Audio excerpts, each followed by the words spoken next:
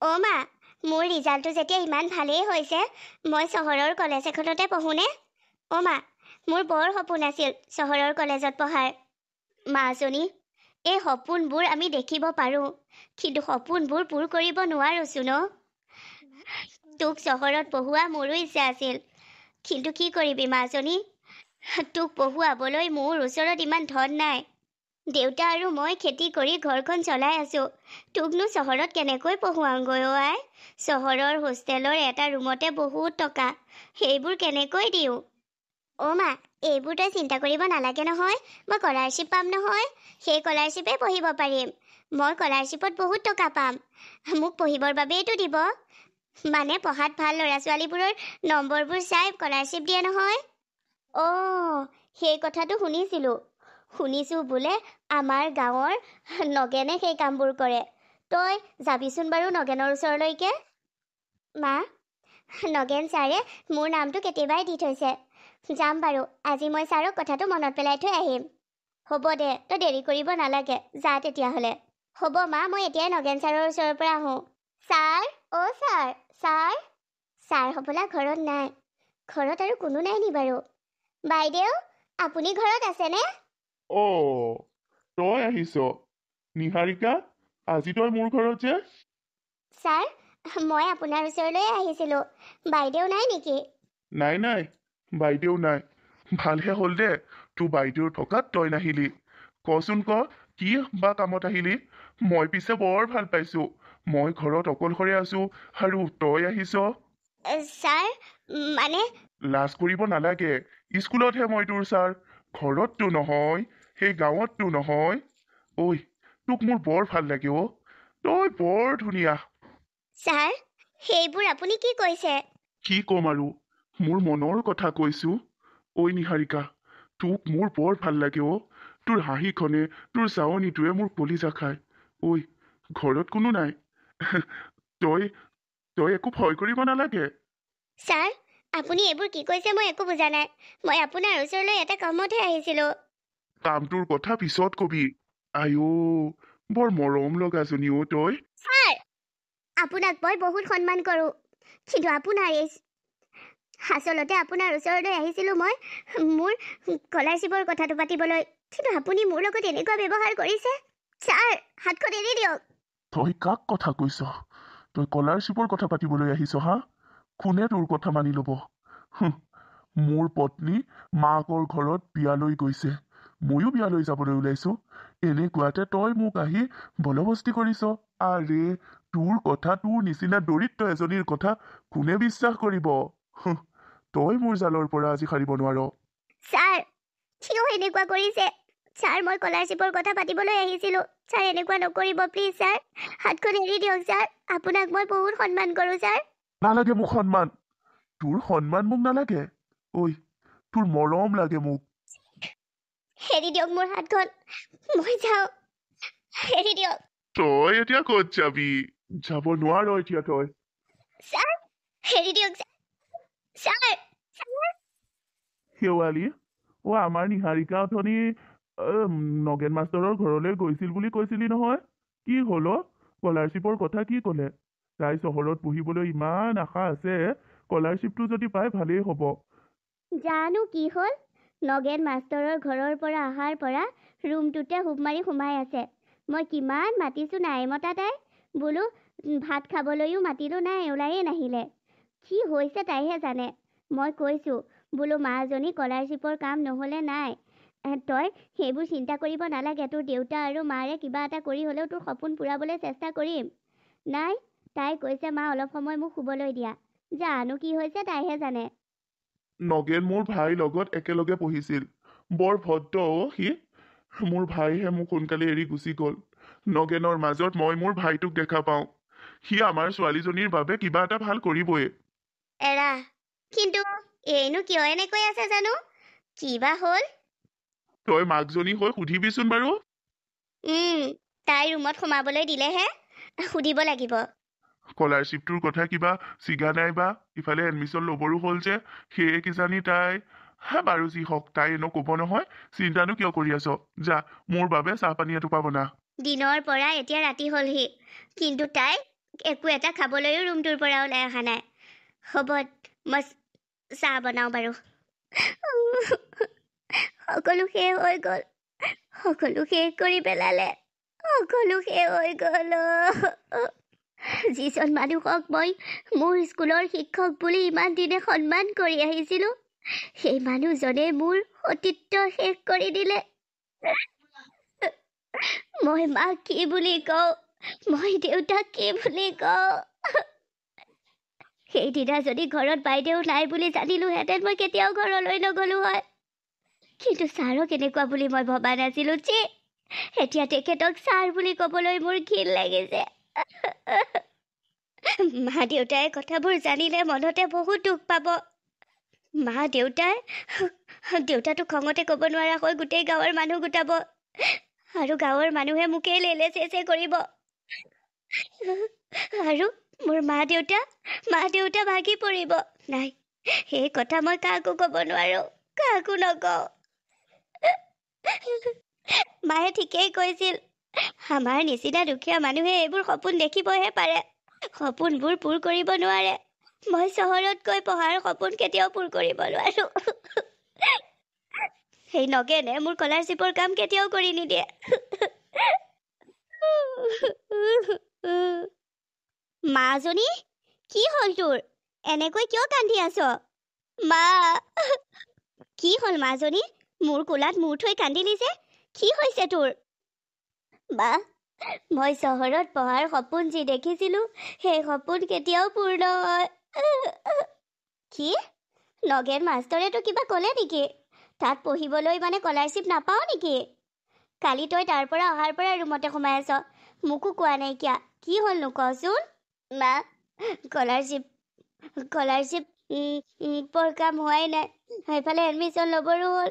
মোৰ সেই সপোন হৈয়ে ৰ'ল অ' মা। আৰে, সিমান চিন্তা নকৰিবিচোন। আমাৰ যে গৰুহাল আছে, সেই হালেই বিক্ৰী কৰাৰ কথা ভাবিছোঁ দেউতা আৰু মই। সেইবোৰ কি কৈছ মা? খেতি কৰা গৰুহাল বিক্ৰী কৰি মোক তহঁতে পঢ়ুৱালে ঘৰখন কেনেকৈ চলিবি? পিছত তোৰ স্কলাৰশ্বিপটো হ'ব বুলি কৈছে নহয় নগেন মাষ্টৰে। দেউতাক ৰাস্তাতে লগ পাই কৈছে, কালি বোলে তোক লগ নাপালে, কিবা কাৰণ। মানুহজনীৰ তাত বোলে বিয়া আছিল, তালৈ গ'ল। বোলে তই কাম কৰা মানুহজনকে সুধি আহিছ স্কলাৰশ্বিপৰ কথা, এনেকৈ ক'লে। দেউতাক কৈ পঠিয়াইছে, কামটো হ'ব, কিন্তু দুদিনমান দেৰি লাগিব। তই চিন্তা নকৰিবি, পিছত তোৰ স্কলাৰশ্বিপ পালে আমি গৰু এহাল কিনি ল'ম। সেই নগেনটোৱে দেউতাক এনেকৈ কৈছে। সি কালি ঘৰত নাই বুলি কৈছে। অঁ, তই এনেকৈ কিয় কৈছ? নাপায় নহয়, নিজৰ শিক্ষা গুৰুজনৰ কথা এনেকৈ ক'ব নাপায় মাজনী, পাপ লাগিব। পাপটো হৈয়ে গ'ল মা। কি কৈছ? একো নাই মা, একো নাই। উঠ, তাকে চিন্তা কৰি থাকিব নালাগে। ব'ল, কিবা এটা খাই ল, ব'ল। ছাৰ, কোনোবা এফালে যায় নেকি? তই কাকলি। যাওঁ, এনে গাঁৱৰ ফালে ওলাই আহিছোঁ। স্কুল বন্ধ যে আজি দেওবাৰ। তই পিছে ক'লৈ যাৱ? ছাৰ, মই নিহাৰিকাৰ ঘৰলৈ গৈছিলোঁ, আহিছোঁহে তাৰ পৰা। নিহাৰিকাৰ ঘৰলৈ? তাই কিবা কৈছে নেকি মোৰ কথা? আপোনাৰ কথা একো কোৱা নাই। ঠিকেই আছে। নহয় মানে স্কলাৰশ্বিপৰ কথা কৈছোঁ। অঁ, তাই একো কোৱা নাইকিয়া, কিন্তু তাইৰ মাকেহে কৈছিল এতিয়া বোলে গৰু বিক্ৰী কৰিয়ে তাইক পঢ়িবলৈ পঠাব। পিছত যেতিয়া স্কলাৰশ্বিপ হ'ব, তেতিয়া গৰু এহাল কিনি ল'ব খেতি কৰিবৰ বাবে। অঁ, তাই কেতিয়া যাব কৈছে নেকি? নাই, কোৱা নাইচোন এতিয়ালৈকে। হ'ব দে, যা। ঠিক আছে ছাৰ। এই নিহাৰিকাই যাতে সেইদিনা হোৱা ঘটনাটোৰ বিষয়ে কাকো নকয়। তাই মাক বাপেককো ক'ব নোৱাৰিব। তাইক সকীয়াই থৈ আহোঁ নেকি? মোক গাঁওখনৰ সকলোৱে সন্মান কৰে, সৰুৰ পৰা ডাঙৰ সকলোৱে মোক সন্মান কৰে। এতিয়া যদি তাই মোৰ কথা কাৰোবাৰ আগত কয়, মোৰ ইমেজ খাৰাপ হৈ যাব। এইজনীক মই অকলশৰে পালেই চিধা কৰিব লাগিব। সেই ঘটনাটো হোৱাৰ আজি এমাহ হৈ গ'ল, তাইক চিধা কৰিব পৰা নাই, মই লগেই পোৱা নাই। হেৰা, ছোৱালীজনীয়ে ইমান বমি কৰি আছে, তাইক চিভিললৈকে লৈ যোৱা হওক নেকি বাৰু? হেৰা, ময়ো কথাটো নভবা নহয়। আজি ৩-৪ দিনৰ পৰা তাই খাবলৈও মন নকৰে, অকল বমি কৰি থাকে, মাথাও ঘূৰাই। হেৰি, তাই লক্ষণবোৰে মোক বেলেগ এটা ভাবিবলৈহে বাধ্য কৰাইছে। কি হৈছে যেন লাগিছে তোমাৰ? তাইৰ লক্ষণবোৰ দেখি এনেকুৱা লাগিছে যেন তাই মা হ'বলৈ ওলাইছে। শেৱালি, এইবোৰ কি কথা কৈছা? নিজৰ ছোৱালীজনীৰ ওপৰত বিশ্বাস নাই? নিজৰ ছোৱালীজনীক দিয়া সংস্কাৰৰ ওপৰত বিশ্বাস নাই? আৰে আমি দৰিদ্ৰ হ'ব পাৰোঁ, হয় আমি দুখীয়া, কিন্তু আমি আমাৰ সন্তানক ভাল সংস্কাৰ দিছোঁ। তাই আমাৰ একমাত্ৰ সন্তান, তাইক আমি এনেকুৱা সংস্কাৰ দিয়া নাই। তাই গাভৰু ছোৱালী, তাইক বিয়া দিয়া নাই। এইবোৰ কথা তুমি মনলৈ আনিছা? ছি, নিজৰ ছোৱালীৰ বিষয়ে এনেকৈ ভাবিছা? ভাবিবলৈ মোৰ জানো মন গৈছে? ময়ো জানো ভাবোঁ বুলি কথাবোৰ ভাবিছোঁ, কিন্তু কিয় জানো? নিজৰ মাক হৈ নিজৰ ছোৱালীজনীৰ বিষয়ে এনেকৈ কয়?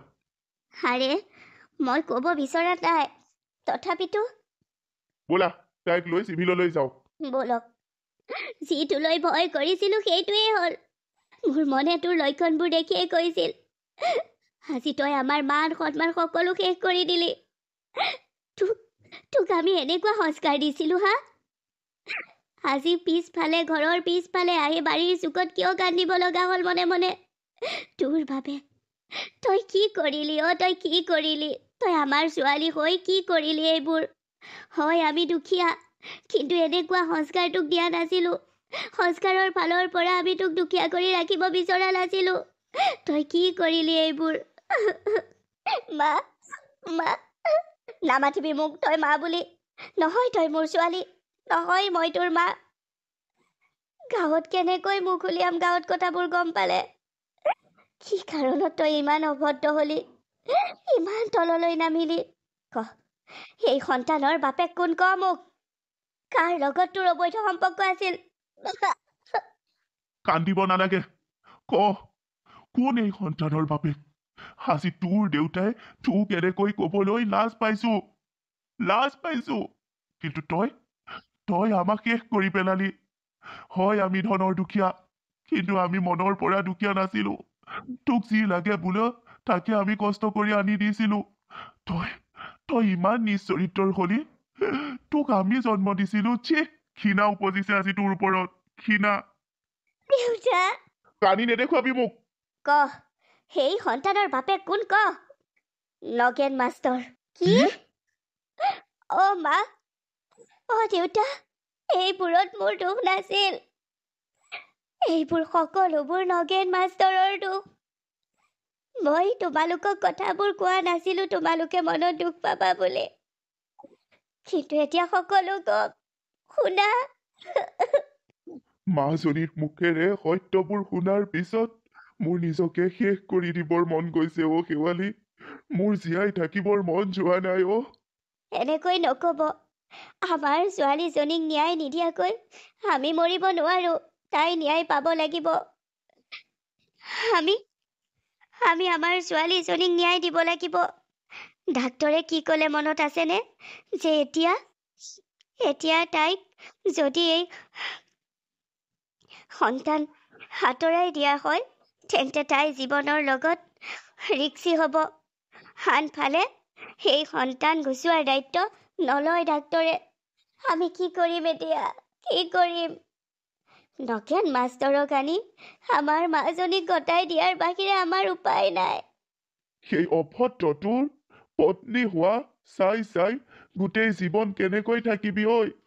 আমাৰ মাজনীক সেই অভদ্ৰটোৰ পত্নী হৈ সেইখন ঘৰত থাকিবলৈ দি আমি শান্তিৰে কেনেকৈ থাকিম? তাৰতো এজনী পত্নী আছে, তাৰ এটা ল'ৰাও আছে। আৰু উপায় কি আছে আমাৰ হাতত? আৰু উপায় একো নাই। নগেন মাষ্টৰলৈ আমাৰ মাজনীক বিয়া দিয়াৰ বাহিৰে আমাৰ হাতত একো উপায় নাই। আজি সভা পাতি গাঁওবুঢ়াক কথাটো জনাই গোটেই গাঁৱৰ মানুহক কথাটো জনাব লাগিব। গাঁৱৰ মানুহে সিদ্ধান্ত ল'ব। আমাৰ সন্মান শেষ হৈ গ'ল। নাই হোৱা, আমাৰ সন্মান শেষ হোৱা নাই। আমাৰ ছোৱালীজনীক নতুন জীৱন দিবহে লাগিব।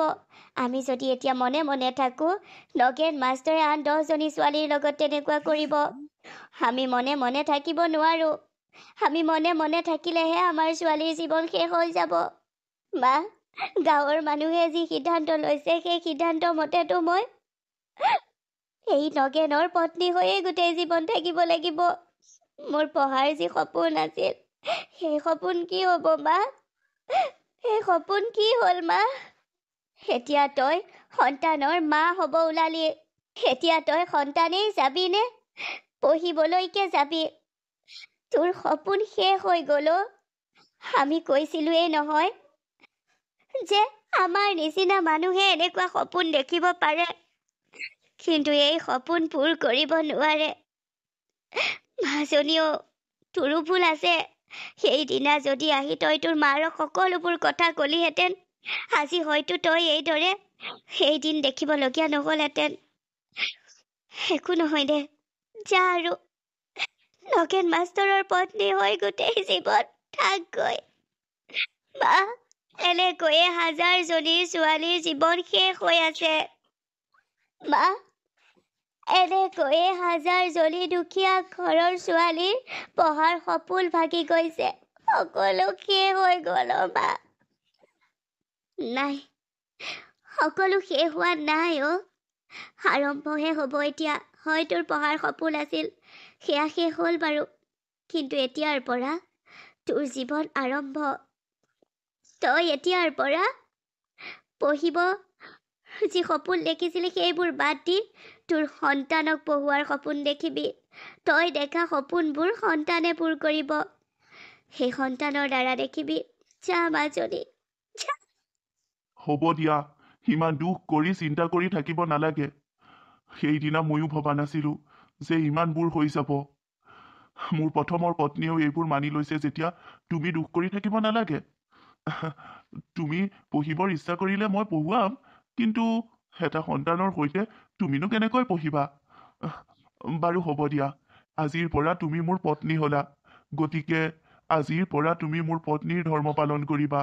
আজিৰ পৰা তুমি মোক শিক্ষক হিচাপে নহয়, স্বামী হিচাপে ভাবিবা। একমাত্ৰ এই সন্তানটোৰ কথা ভাবিহে মই এই বিয়াত বহিলো। নহ'লে আপোনাৰ নিচিনা নিজ চৰিত্ৰ এজন মানুহৰ লগত বিয়া হোৱাৰ মোৰ কোনো ইচ্ছা নাছিল। আপুনি শিক্ষাগুৰুৰ নামত কলংক। সেইবোৰ এতিয়া বাদ দিয়া, এতিয়াৰ পৰা তুমি মোৰ পত্নী। নহয়, মই আপোনাৰ সন্তানৰ মাতৃ, আপোনাৰ পত্নী নহয়। সময়ত সকলো ঠিক হৈ যাব। এতিয়া তুমি সৰু হৈ আছা, সেইবাবেহে। কিন্তু আপুনি মোৰ জীৱনটো শেষ কৰি দিলে। বাদ দিয়া এতিয়া সেইবোৰ। মোৰ লগত তোমাৰ জীৱন শেষ নহয়। তোমাৰ মায়ে কোৱাৰ দৰে এতিয়াৰ পৰা নতুনৰ আৰম্ভণি কৰা। হয়, তোমালোকৰ নিচিনা দুখীয়া মানুহবোৰে চহৰত পঢ়া, দামী কলেজত পঢ়া, এই সপোনবোৰ দেখিবহে পাৰা। এই সপোনবোৰ পূৰ কৰিব নোৱাৰা। পাৰোঁ। আমাৰ নিচিনা দুখীয়া মানুহেও এই সপোন দেখি সপোন পূৰ কৰিব পাৰোঁ। কিন্তু সমাজত আপোনালোকৰ নিচিনা অভদ্ৰ নিজ চৰিত্ৰৰ মানুহ থাকিলে সমাজৰ নাৰীৰ উন্নতি যে কেতিয়াও নহয়, সেয়াও প্ৰমাণ কৰি দিব পাৰোঁ। সমাজৰ বাবে দুখীয়া মানুহবোৰ অপকাৰী নহয়, সমাজৰ বাবে আপোনালোকৰ নিচিনা মানুহবোৰ অপকাৰী, যিবোৰে নিজৰ কামনাৰ বাবে সৰু সৰু ছোৱালীবোৰ, দুখীয়া ঘৰৰ ছোৱালীবোৰৰ গোটেই জীৱন শেষ কৰি দিয়ে। দুখীয়া মানুহৰ সপোন দেখাৰ অধিকাৰ আছে। দুখীয়া মানুহো ধনী হোৱাৰ সপোন দেখাৰ অধিকাৰ আছে। কিন্তু সেই সপোনবোৰ যেতিয়া পূৰ কৰিব পাৰিব, জানেনে? যেতিয়া এই সমাজৰ পৰা আপোনালোকৰ নিচিনা অভদ্ৰ মানুহবোৰ আঁতৰ হ'ব। আৰু মোৰ সন্তানক মই সেই শিক্ষাই দিম, যাতে সমাজৰ পৰা অভদ্ৰ মানুহবোৰ আঁতৰাই দিয়ে। চুপ! এতিয়া মোৰ পত্নী, মোৰ সন্তানৰ মা, সেইদৰেই থাকিব লাগিব গোটেই জীৱন। হয়, মই মানিও লৈছোঁ। এতিয়াৰ পৰা মই আপোনাৰ পত্নী, ওৰফে আপোনাৰ সন্তানৰ মাক। দুখীয়া ঘৰৰ ছোৱালীজনী চহৰত পঢ়াৰ যি সপোন দেখিছিল, আজি শিক্ষাগুৰুৰ পত্নী হৈ আছে। এয়াই জীৱন। সেনেকুৱা সপোন দেখিবও নালাগে।